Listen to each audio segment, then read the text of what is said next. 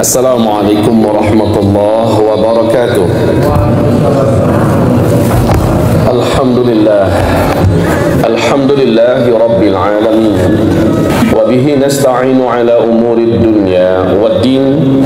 Asyhadu an la ilaha illallah wa asyhadu anna sayyidana wa habibana Muhammadan abduhu wa rasuluh la nabiyya ba'dah. Qala Allah subhanahu wa ta'ala, ya ayyuhalladzina amanu ittaqullaha haqqa tuqatih wa la tamutunna illa wa antum muslimun.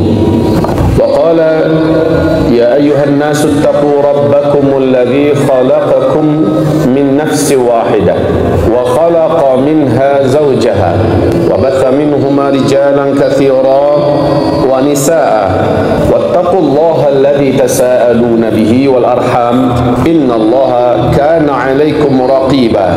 Wa qala ya ayyuhalladzina amanu ittaqullaha wa qulu qawlan sadida yuslih lakum a'malakum wa yaghfir lakum dhunubakum wa man yuti'illaha wa rasulahu faqad faza fawzan 'azima. Allahumma arhamna bil Qur'an wa sadaqallahul 'azim. Segala puji hanyalah untuk Allah, syukur kita hanyalah Allah yang berhak menerimanya. Kita mengucapkan alhamdulillah bi ni'matihi tatimmus salihah. Kemudian salawat dan juga salam kita untuk Habibillah Sayyidina Muhammad Rasulullah sallallahu alaihi wasallam. Masyiral muslimin, bapak-bapak dan ibu-ibu, hamba-hamba Allah yang kami muliakan, alhamdulillah pada hari Ahad kami telah mendarat dengan sehat dan selamat di Jakarta Soekarno-Hatta Terminal 3 setelah melakukan perjalanan dengan izin dan rahmat Allah ke 4 negara, yaitu Arab Saudi, melaksanakan ibadah umrah dengan hampir 200 orang jamaah, kemudian melangsungkan perjalanan ke Yordania. Setelah di Yordania, lewat darat kami pun menembus perbatasan, memasuki imigrasi Israel, masuk ke Palestina, negeri dan bumi Islam yang terjajah. Kami 3 malam 4 hari di sana, dan setelah itu kami melalui jalur darat juga ke perbatasan Mesir. Di Mesir kami 4 malam 3 malam 4 hari, barulah kami pulang. Total seluruhnya 18 hari. Sehat semua jemaah, alhamdulillah, selamat. Bahkan orang yang batengkak-tengkak, nan gaek-gaek, nan batungkek-tungkek, dan yang pakai kursi roda, semuanya sehat, selamat, utuh, tidak ada yang kececer. Bahkan tas koper pun semuanya selamat sampai ke tangan jemaah, alhamdulillah. Ibarat perjalanan kami ini di malam hari ini kita jadikan judul mendulang hikmah di balik safar kedua negeri yang di dalamnya ada 3 tanah suci umat Islam, Mekah, Madinah, dan Baitul Maqdis atau Masjidil Aqsa 2022. Bapak-bapak dan ibu-ibu, hamba-hamba Allah yang kami muliakan, setelah Covid panjang yang kita rasakan sejak tahun 2020 sampai 2022, akhirnya jemaah berbondong-bondong untuk bisa kembali melaksanakan ibadah umrah ke tanah suci. Alhamdulillah, dan insyaallah tahun ini juga jamaah yang berangkat ke tanah suci melaksanakan ibadah haji juga dengan izin Allah bisa. Bahkan jumlahnya luar biasa. Kuota untuk kita sampai ke angka yang belum pernah ada sebelumnya. Pecah rekor ini tahun ini insyaallah taala. Walaupun ada ONH plus dengan visa haji furoda, harganya di atas 250 juta sampai kepada harga 600 juta didaki oleh jemaah kita, Pak. Keren jemaah kita ini. Orang Indonesia ini dikatakan orangnya miskin-miskin, tidak terbukti. Sebegitu mahalnya tetap ada yang berani menyambut. Bahkan kuotanya di berbagai fasilitas travel yang sudah mendapatkan sarana visa, kuota furoda, haji furoda, habis semua. Ini menunjukkan apa? Kalau dikatakan kita ini terhempas miskin, mungkin di luar orang Islam kali. Kalau orang Islam tetap kaya-kaya. Ya, buktinya umroh Pak, kemana mata ini memandang kemarin ini orang Indonesia aja semua isinya. Orang Indonesia sih, hidung pesek semua. Dari kita semua. Di haji di mana, di Madinah orang Indonesia, di Mekah orang Indonesia. Jadi dengan ini kami berkesimpulan, apa kata travel-travel yang ada, kesimpulan kita orang Indonesia kaya-kaya. Ya, walaupun sudah hampir 2 tahun Covid, katanya ekonomi jatuh semua, tapi ketika dibuka peluang untuk umroh, semuanya berduyun-duyun datang ke sana. Baik Bapak Ibu yang kami muliakan, setiap kami berkunjung ke tempat-tempat bersejarah di Mekah Madinah, orang Indonesia semua. Ini umroh, untuk haji juga begitu. Ya, Allahu Akbar. Tapi baiklah, ada hikmah yang ingin kami sampaikan tentang tanah suci Mekah Madinah untuk trip perjalanan 2022 kemarin. Apa itu? Bapak Ibu ingat enggak dengan hadis Nabi di mana Nabi mengkhawatirkan suatu petaka yang serentak terjadi, 3 bentuk petaka terjadi di tanah yang di dalamnya ada Mekah Madinah, yaitu berarti Arab Saudi hari ini ya. Apa kata Rasulullah? Fi hadhil ummah. Hadis ini masuk ke dalam hadis fitan akhir zaman ya. Hadis-hadis fitnah akhir zaman. Fi hadhil ummah, pada umatku ini nanti di akhir zaman akan terjadi 3 petaka yang mengerikan. Khasfun, banyak tanah-tanah yang tenggelam, kota-kota yang masuk ke dalam tanah. Wa maskhun, dunia gempar, karena di sini akan terjadi banyak perubahan bentuk. Wajah berubah jadi monyet, wajah berubah menjadi kera dan anjing, babi.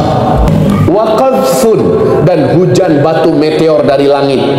3 kejadian petaka alam serta kondisi yang mengerikan ini terjadi bersamaan di akhir zaman pada umatku ini. Nabi nunjuk ke bumi di mana beliau saat itu berada, yaitu yang hari ini di dalamnya ada Mekah dan Madinah. Qalu, para sahabat bertanya, wa mata dzaka ya Rasulullah, kapan itu akan terjadi wahai Rasulullah? Qala, Nabi pun menjawab, ini baru terjadi yang 3 ini kalau kamu pada masa itu zaharatil qainat, kamu sudah menyaksikan penyanyi-penyanyi wanita sudah hadir dan didatangkan dari mana-mana. Wal ma'azif, bila musik, konser-konser musik, acara-acara yang selalu menghadirkan musik-musik sudah kamu gelar dan kamu dapati ada di mana-mana. Dan yang ketiga, wasyuribatil khumur, pada saat itu minuman-minuman arak, minuman-minuman keras, barang-barang memabukkan sudah dikonsumsi bebas dan kamu lihat ditayangkan di mana-mana. Saya yakin sekali Bapak Ibu mengikuti terus perkembangan berita kondisi Arab Saudi pada tahun-tahun terakhir ini. Betul Pak ya? Arab Saudi pada hari ini sudah hampir, bahkan boleh dikatakan Eropa sudah hampir disalibnya. Seperti pernyataan MBS bahwa saya pastikan Arab keseluruhannya, dia sebut nama-nama Arab termasuk Arab Saudi, 5 tahun ke depan sudah menjadi Eropa baru. Dan ini dengan penuh percaya diri disampaikan di depan televisi di mana seluruh dunia menyimak, menyaksikan dan mendengarnya. Dan hari ini pembangunan juga luar biasa. Baik Bapak Ibu yang kami muliakan, acara apa saja di Arab Saudi Saudi pada hari ini pasti pakai musik, mendatangkan penyanyi-penyanyi luar negeri dari berbagai negara, dan bahkan dimeriahkan para pelacur-pelacur, minuman keras, tos-tosan, sudah seperti Eropa dan Amerika. Mereka sudah buat itu. Kalau begitu, akan terjadikah penenggelaman bumi? Kita tidak memastikan bulannya, tahunnya. Yang kita sebutkan, apa yang dibuat oleh mereka hari ini harusnya sudah dekat kejadian-kejadian itu.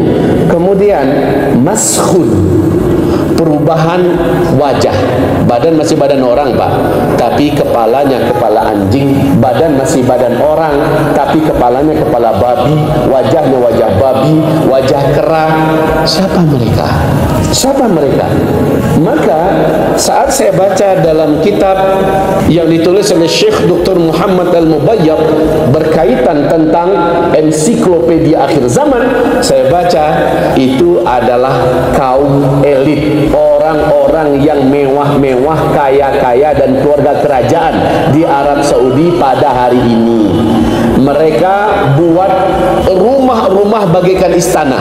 Ada yang di lereng-lereng bukit, ada yang di atas bukit, ada yang mereka pagari dengan pagar tinggi di dalamnya. Mereka buat villa-villa mewah besar bagaikan istana. Siapa di dalamnya? Orang-orang kaya Arab Saudi hari ini, orang-orang yang berduit, dan khususnya keluarga kerajaan, para pangeran-pangeran. Wahai Bapak Ibu, mereka bebas datangkan apa saja ke dalamnya. Mereka bertindak di dalamnya seperti hewan, ya, semuanya halal. Tidak ada lagi yang, tidak ada batasan-batasan agama, tidak ada lagi rambu-rambu. Mereka persis bertingkah laku seperti hewan. Nah, Allah Subhanahu wa taala mentakdirkan mereka ini kelak ketika kegoncangan terjadi, gempa terjadi, ketika penenggelaman terjadi, dan juga hujan meteor dari langit terjadi, mereka dalam keadaan ketakutan keluar dari rumah-rumah mewah mereka, dari villa-villa bagaikan istana mereka, keluar, sementara kepala-kepala mereka ini telah dirubah oleh Allah maskhun, berbentuk hewan. Karena perangainya sebelum itu sudah berperangaikan perangai hewan. Karena perangai mereka sudah seperti itu. Jadi maskhun yang dimaksud adalah perubahan asli. Jangan ditakwilkan dan diartikan dengan artian yang lain. Perubahan asli. Sehingga penduduk dan warga luar saat orang-orang ini keluar dari komplek-komplek mewahnya akan terkejut. Dan dunia memberitakan komunitas kaya-kaya ini keluar dalam keadaan kepala mereka kepala kera, kepala babi, kepala anjing. Ma'adzanallah, wahai hamba-hamba Allah yang kami muliakan. Semua orang yang dalam komplek perumahan-perumahan mewah itu, orang-orang yang sudah lupa diri, orang-orang yang sudah menghalalkan semua yang diharamkan oleh Allah, bersenang-senang saat itu terjadi, mereka keluar dalam keadaan kepala mereka seperti itu. Itulah yang dimaksud dengan maskhun. Pada hari ini seluruh mereka punya perumahan-perumahan dan villa-villa mewah, bak istana di Arab Saudi. Kami tidak sebut Uni Emirat Arab, ya. Kami tidak sebut kota Bahrain, Kuwait dan sebagainya. Kenapa? Kalau di negeri Arab ini udah lama lah, udah lama terwarnai oleh warna barat. Yang akhir-akhir ini secara tiba-tiba dan gila-gilaan berubah itu adalah Arab Saudi. Kalau yang lain itu udah lama, Pak. Udah lama menjadi sekuler, udah lama menjadi liberal. Yang baru-baru ini dari 2017 ke atas adalah Arab Saudi. Dan orang-orang besarnya, orang-orang kayanya, para pangerannya, keluarga kerajaannya sudah bukan seperti orang Islam lagi gayanya. Baik, ini kondisi di Arab. Lalu saya sendiri selama umroh dengan jamaah kami merasa heran, ya Allah, jamaah sebenarnya sedikit, kebanyakan cuma orang Indonesia, tetapi dibuat gayanya sepanik mungkin. Tak tahulah kami apa maksud daripada pengelola dua tanah suci ini. Dibuat sepanik mungkin, jamaah dibuat susah. Masih bisa dibuat susah, susahin terus. Bisa juga dibuat susah, susahin terus. Coba Bapak lihat live, kalau Bapak di rumah ada TV, buka live kondisi orang tawaf 2 minggu 3 minggu yang lalu lah, ketika saya masih di tanah suci. Sedikit cuma orang tawaf, Pak, tapi mau masuk ke bawah itu susahnya minta ampun. sekat-sekatnya minta ampun, kita dilemparkan ke atas, banyak pula pagar sana sini, dari luar sampai dalam itu dibuat susah jemaah. Prinsipnya lebih saja disusahkan jemaah, gue susah terus, entah apalah maksud mereka. Tapi yang pasti kami seluruhnya merasa kesulitan untuk masuk Masjidil Haram, terlempar ke sana, terlempar kemari, tercampak ke sana, tercampak kemari, padahal jemaah tak banyak Pak, tersekat sana, tersekat sini. Sudahlah, kami hanya berprinsip, ya Allah, syukur kami masih Engkau antarkan kemari, ya, walaupun agak sedikit payah di dalam itu, masih tetap kami bersyukur. Alhamdulillah. Baik, itu kondisi terkini tentang di sana, di Mekah Madinah. Setelah itu kami melakukan perjalanan ke Yordania. Yordania salah satu negeri Syam.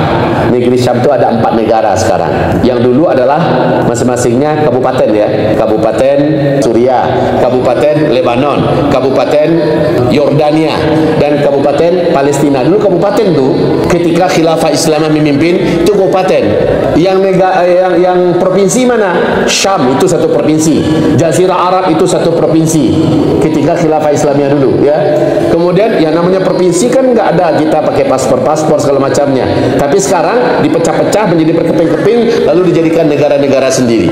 Oke, nanti akan balik semula itu seperti awal-awal dulu insyaallah. Sekarang kami masuk Yordania. Negerinya indah, tanahnya subur, konturnya juga menarik menawan. Kami dibawa keliling ke sana ke sini, ke sana ke sini, dan resmi Yordania pada hari ini sumber pemasukan utamanya adalah dari pariwisata. Dari pariwisata. Bapak paham bagaimana kondisi negaranya? Saat negara itu mengandalkan pemasukan utamanya dari pariwisata, macam mana jenis moral dan warga masyarakat penduduk ketika itu di tempat itu. Yang saya saksikan adalah, maaf, baru saja kita keluar dari kamar hotel kita, buka lift, yang nampak adalah, malah saya nyebutnya Pak, hantu doh. Ya, pokoknya mata ini merasa rusak hafalan saya, begitulah intinya. Rusak hafalan kita dibuatnya. Pergi kami sepanjang perjalanan, lah candu orang Eropa sedolah nih, ya, anak-anak mudanya, ya Allah. Tetapi akhlak mereka masih muncul, akhlak yang baik itu suka melayani tamu, hobi ikramud dhaif, memuliakan tamu itu masih hobi. Cuma sayang masjid-masjid hanya buka saat sholat saja. Habis sholat langsung ditutup. Jadi nggak boleh ada orang lagi ke masjid, nggak boleh lagi ada aktivitas. Jangan mimpi Bapak menemukan dari pengajian, TPA, MDA model awak. Surga Islam itu adalah Indonesia. Surga Islam itu hari ini adalah Indonesia. Terus terang saya katakan Pak, banyak negara saya masuki Islam betul-betul terjepit, tapi di Indonesia Islam sebenarnya masih bagaikan surga. Walaupun begitu kita merasa Islam di Indonesia sudah susah, tapi di luar negeri lebih susah lagi, apalagi di negeri Arab, ya Pak ya. Jadi sekali lagi kita mengatakan alhamdulillah kita orang Indonesia. Islamnya di Indonesia masih begitu leluasa. Pesantren-pesantren marak di mana-mana. Banyak orang-orang tua yang masukkan anaknya. Tahfiz Quran bermunculan di mana-mana. Ya, bahkan rumah-rumah pun banyak diwakafkan untuk menjadi rumah tahfiz dan sebagainya. Banyak bermunculan hafiz-hafiz. Sekarang ini bagi orang-orang Timur Tengah, Indonesia bagikan surga untuk mereka kerja, buat ngajar Al-Quran, ngajar ulum syar'i segala macamnya. Insyaallah Pak. Baik, kita perbandingkan Yordania. Kami jumpa dengan mahasiswa di sana. Kami jumpa dengan mahasiswa. Malamnya saya memberikan sedikit tausiah, penyemangat kepada mereka. Di Yordania nggak banyak, hanya 300-an orang cuma jumlah mahasiswa Indonesia. Bapak Ibu, biaya hidupnya di situ tinggi. Mata uangnya dinar. 1 dinar itu $1,5 nilainya. Ya, Rp20.000 uang kita 1 dinar. Baik Bapak Ibu yang kami muliakan, di situ kami mengunjungi beberapa makam para nabi-nabi, di mana nabi punya sejarah di sana, pernah bertempat tinggal di situ, dan kami juga berkunjung ke tempat Nabi Musa mengetok batu sehingga memancarkan 12 mata air. Sampai sekarang airnya masih mengalir bening, airnya sejuk bagaikan keluar dari freezer. Musim panas sepanas apapun, kemarau sekemarau apapun, air tetap keluar. Mukjizat Nabi Musa yang Allah sebutkan dalam Al-Quran masih ada di sana. Disebut dengan Wadi Musa. Wadi Musa, lembah Musa. Jadi kalau Bapak pergi ke sana, pemandangannya indah sekali. Dan kami minum di situ. Kami minum airnya, ya. Kami foto-foto di sana. Ya, saya pun sempat ceramah di tempat lembah itu, Pak. Warga mengandalkan air dari situ. Berapapun banyaknya warga, nggak ada masalah. Air situ tidak pernah berhenti, Pak. Bening sebening-beningnya. Baik Bapak Ibu, kami berkunjung ke berbagai hari terakhir kami berkunjung ke Gua Pemuda Kahfi. Berkunjung ke Gua Pemuda Kahfi. Kami buat renungan di sana. Saya buat ceramah di situ. Lalu kami meminta kepada Allah, lindungi iman kami ya Allah di hari-hari fitnah sebagaimana Engkau lindungi imannya para pemuda Kahfi. Kami ambil ibrah dan hikmah di sana, Pak. Setelah selesai di sana ngambil ibrah, kami juga foto-foto. Ya tentulah orang Minang atau orang Indonesia ini di bumi dipijak, di situ kita bakodak, ya kan?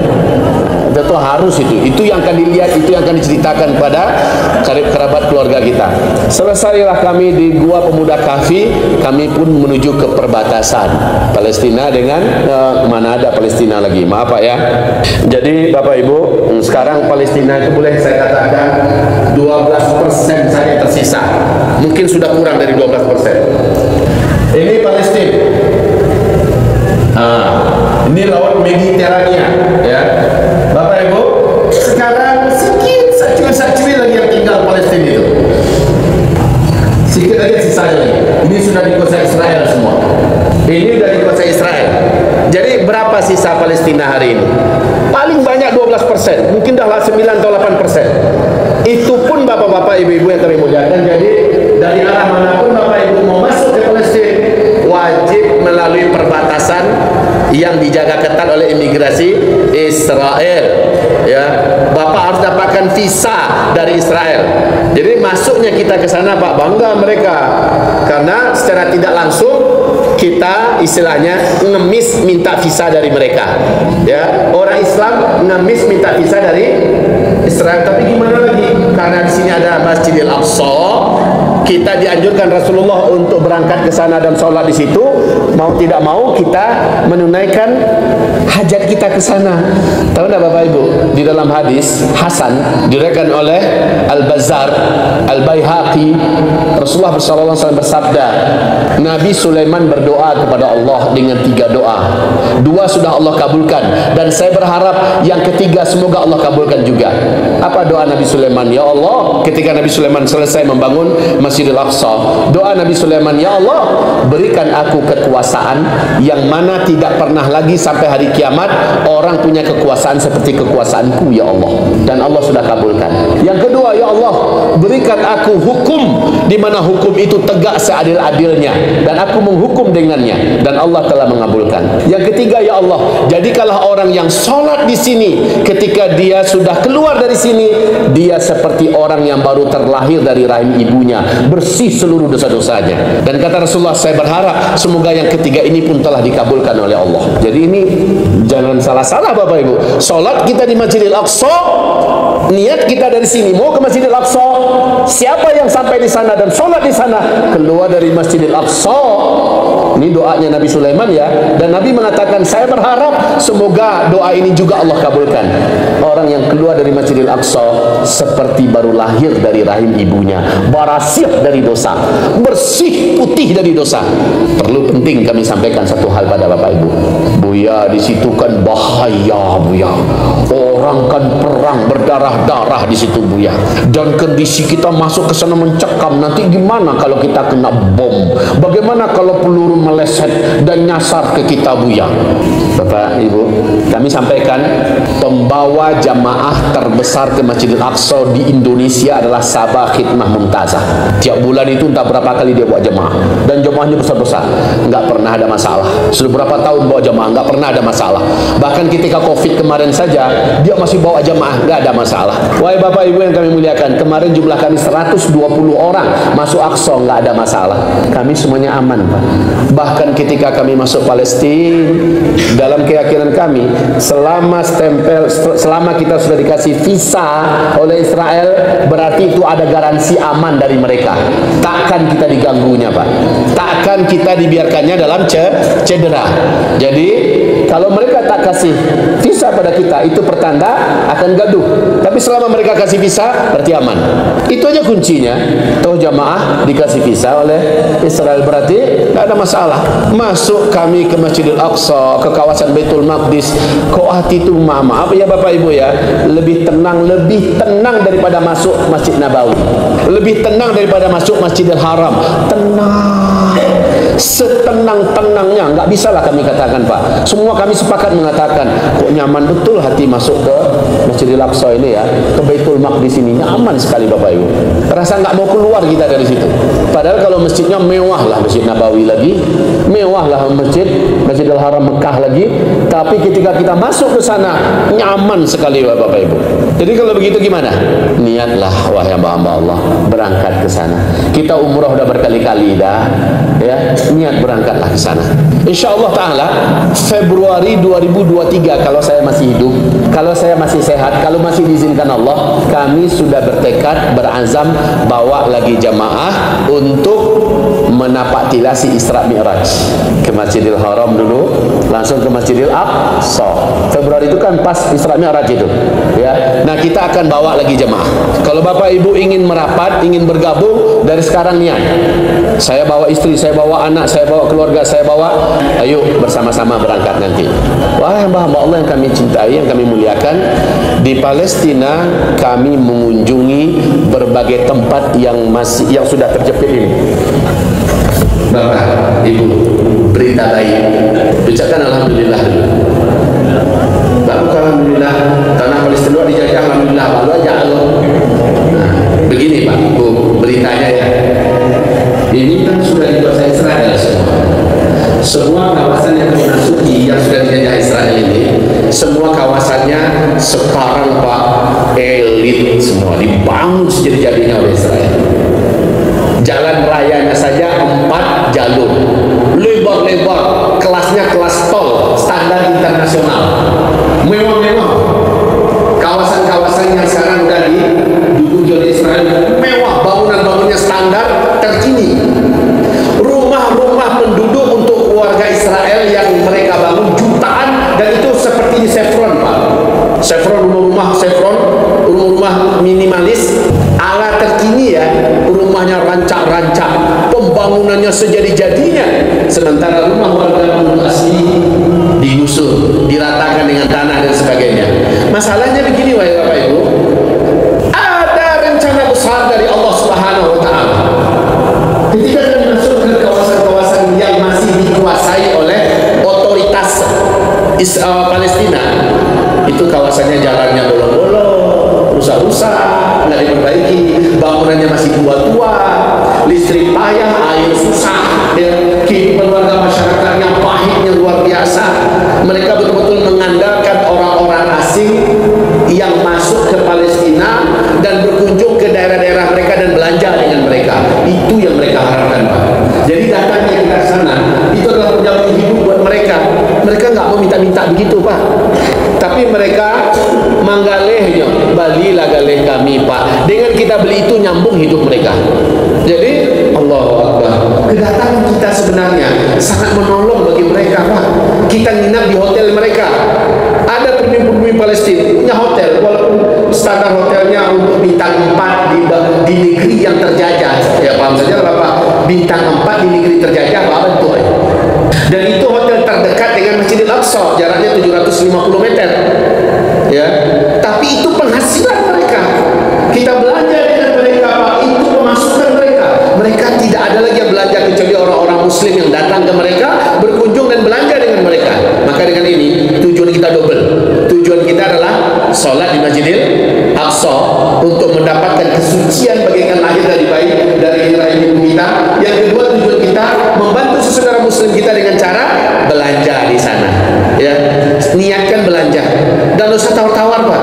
Nggak usah tawar-tawar. Ya, berapa ini? $2, berapa ini? $5. Beli saja. Niatkan, kita langsung sedekah ke dia. Dengan itu dia kasih makan anak bininya. Dengan itu dia bisa melangsungkan melanjutkan hidupnya. Mereka nggak mau gini-gini. Baik, Bapak Ibu yang kami muliakan, kami cintai. Jadi yang mewah ini bagaimana? Jutaan rumah penduduk Israel sudah dibangun dan mewah. Saya tersenyum. Saya lihat ada rahasia besar di sini. Nah, ini mendulang hikmah dari perjalanan ke Aqsa. Kenapa tersenyum? Soalnya kalau ini kawasan Baitul Maqdis, ini ada tembok yang didirikan di zaman Bani Utsmani, di Bani Abbasi, di Bani. Ketika kita masuki tembok itu, di dalamnya Baitul Maqdis, rumah penduduk kecil-kecil, sempit-sempit. Rumah penduduk Palestina asli ya, kecil-kecil, sempit-sempit, penuh sesak. Pasar di situ, sedih kita melihatnya.